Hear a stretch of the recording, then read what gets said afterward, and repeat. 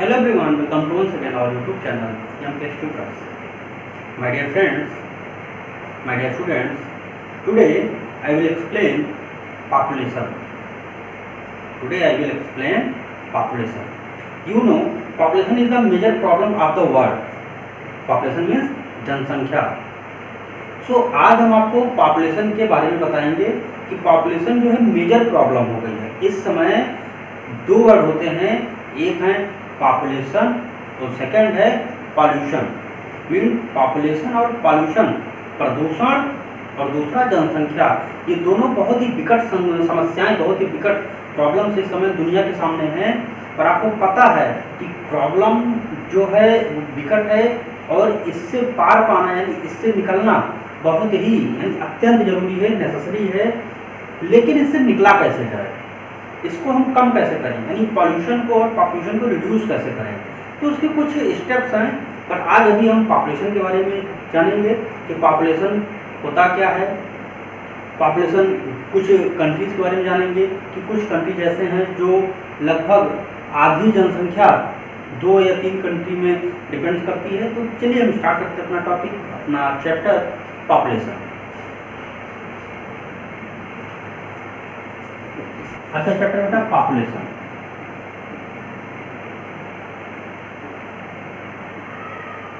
Population population है मतलब जनसंख्या. अब आपको पता है कि पॉपुलेशन जो जनसंख्या है ये बहुत ही मेजर प्रॉब्लम है, यानी major problem of the world. समझ आ रही है. अब आपको ये पता होना चाहिए जो पॉपुलेशन होती है उसमें पॉपुलेशन में क्या क्या आते हैं, यानी मेल फीमेल. देखा जाए तो यानी स्त्री और पुरुष की बात की जाती है पॉपुलेशन में. इनकी जो नंबरिंग होती है ना, numbering of male and female, numbers of male and. अब आप सोच रहे होंगे सर इसमें बेबीज नहीं आते, मीन जैसे कि गर्ल्स एंड बॉयज, तो मीन्स कहीं कहीं वो भी तो मेल एंड फीमेल ही होते हैं. तो मेजर प्रॉब्लम जो है वो है हमारी जनसंख्या, और इसमें नंबर्स क्या होते हैं, मेल एंड फीमेल की बात की जाती है कि किसी कंट्री में किसी इलाके में जो है कितनी जनसंख्या निवास कर रही है. यानी वहाँ पर देखा जाए जो बर्थ रेट है, बर्थ रेट यानी जन्म दर, वो डेथ रेट से कम है या ज़्यादा. अगर डेथ रेट यानी देखा जाए मृत्यु दर बर्थ रेट से कम होगी तो जनसंख्या बढ़ेगी. लेकिन अगर मृत्यु दर यानी डेथ रेट अगर बर्थ रेट से यानी जन्म दर से कम होगी तो जनसंख्या घटेगी. तो इसमें 2 रेट होते हैं, एक होता है बर्थ रेट यानी जन्म दर,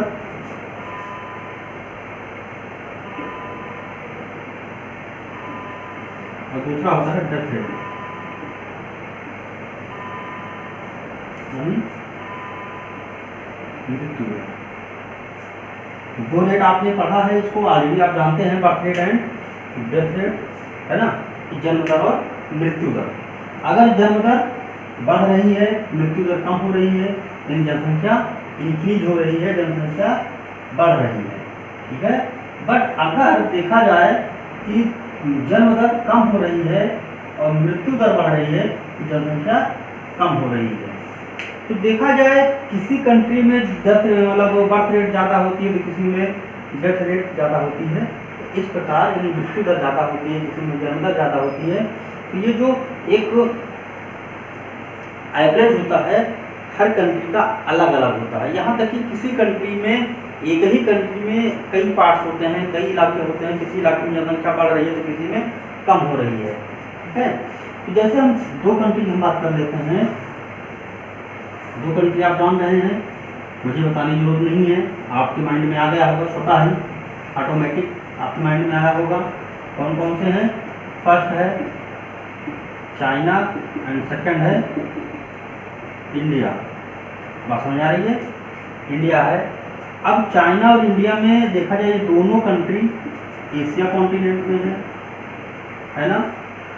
चाइना नंबर 1 पर है, इंडिया नंबर 2 पर है।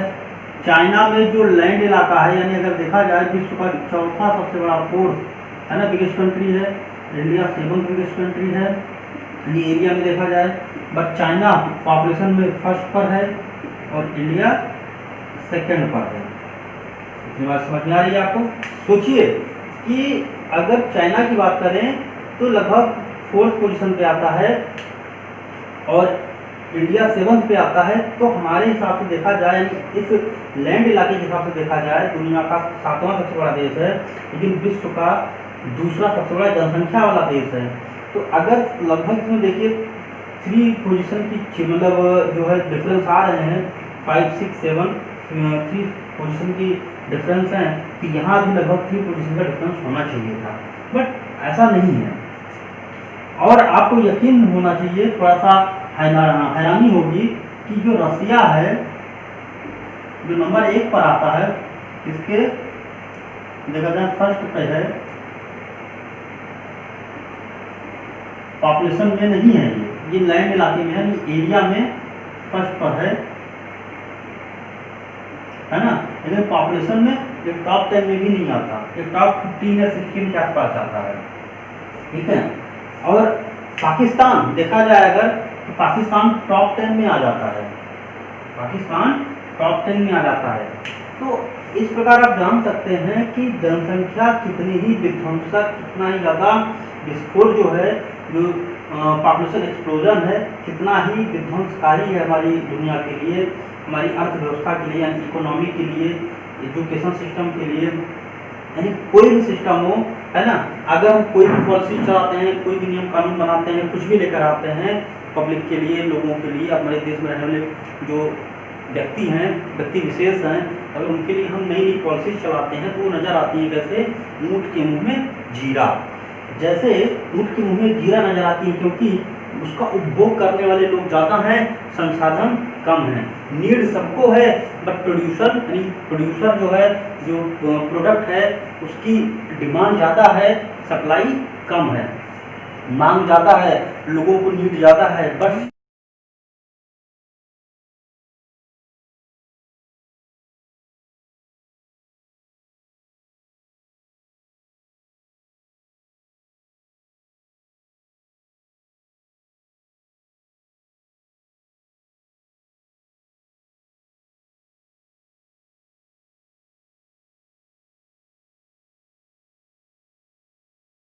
हाँ। तो बच्चों मैं आपको बता रहा था कि जो है चाइना पॉपुलेशन में फर्स्ट पर है और इंडिया जो है सेकंड पर है।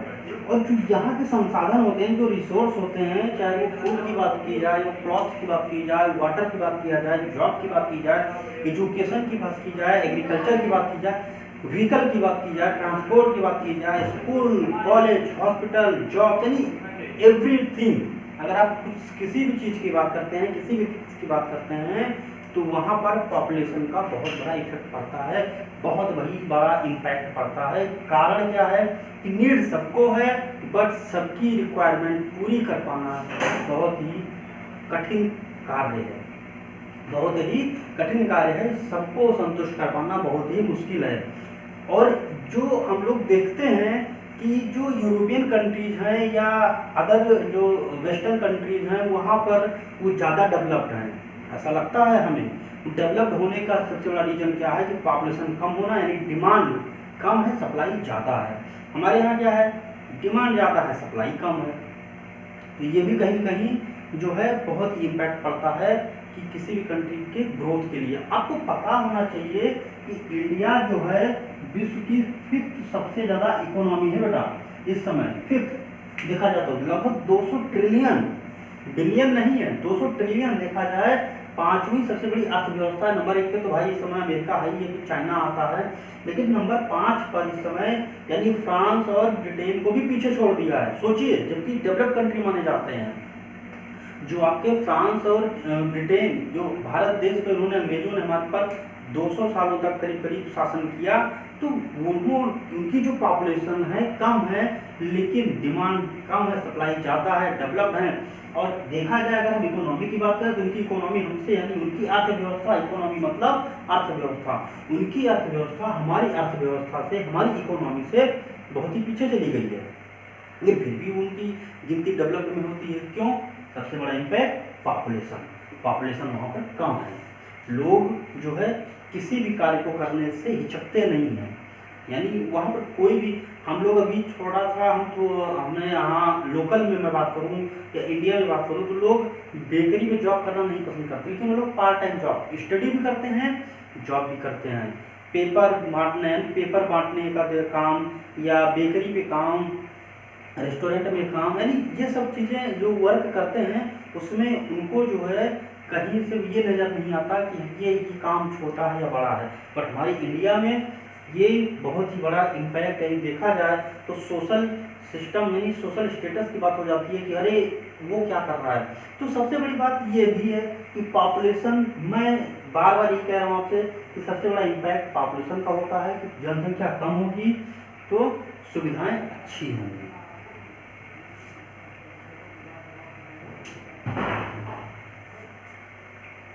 अच्छा, एक बार आपको और पता होना चाहिए कि जो ह्यूमन है, देखा जाए तो ह्यूमन जो है वो सबसे बड़ा क्या है, कंज्यूमर भी है और प्रोड्यूसर भी है।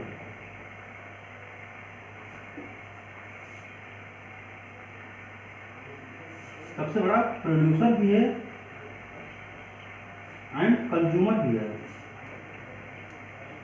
सोचिए, यानी प्रोड्यूसर का समझते हैं, उत्पादकर्ता, यानी जो उत्पादन करता है, प्रोड्यूसर निर्माता, और कंज्यूमर यानी उपभोगकर्ता, यानी जो भोक्ता होता है। तो ह्यूमन जो है वो सबसे बड़ा प्रोड्यूसर भी है, सबसे बड़ा कंज्यूमर भी है, यानी बनाता भी है सबसे ज़्यादा और सबसे ज़्यादा उपभोग भी कर लेता है। ये कुछ चीज़ें जरूरी होनी चाहिए, हमें जानने की ज़रूरत है। दूसरा क्या है कि मैंने आपसे बताया कि जो पॉपुलेशन का डिस्ट्रीब्यूशन है वो हर जगह एक जैसा नहीं है। मैं आज आपको बेटा सिर्फ पॉपुलेशन के बारे में थोड़ी बेसिक नॉलेज दूंगा, इसके डीप नॉलेज मैं आपको नेक्स्ट लेक्चर में बताऊंगा आपको कि जो आपका पॉपुलेशन है वो सबसे बड़ा इम्पैक्ट क्या पड़ता है, उससे क्या फर्क पड़ता है। तो हम अगर डिस्ट्रीब्यूशन की बात करें, जो डिस्ट्रीब्यूशन है और जो साइज है वो सेम नहीं है, नॉट इक्वल, है ना, एवरीवेयर नॉट इक्वल,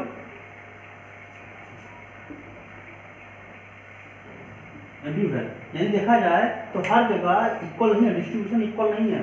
जैसे अगर आपका जो प्लेन इलाका होगा, जो प्लेन इलाका होगा वहां पर क्या होगा, पॉपुलेशन जो ग्रोथ होगी वो क्या होगी, ज्यादा होगी, मोर होगी, है ना। और जहां पे जैसे माउंटेन इलाके अगर मैं बात कर लूँ, माउंटेन या डेजर्ट की बात कर लूँ, या फिर आप वैली की बात कर लिया जाए, या फिर आप प्लेटू की बात कर लिया जाए,